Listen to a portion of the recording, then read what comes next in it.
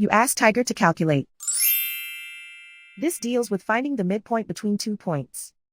The midpoint between the 2 points is 1, -29.5. Let's solve it step by step.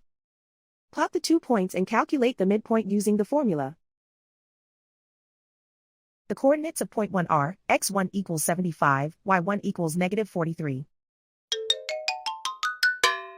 The coordinates of point 2 are, x2 equals -73, y2 equals -16. PM represents the midpoint of the 2 points.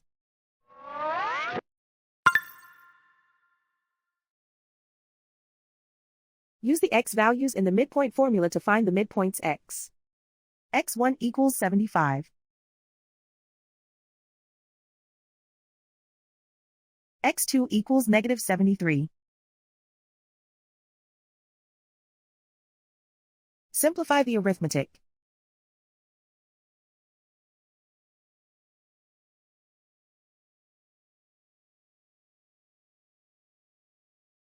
Use the y values in the midpoint formula to find the midpoints y. y1 equals -43. y2 equals -16. Simplify the arithmetic.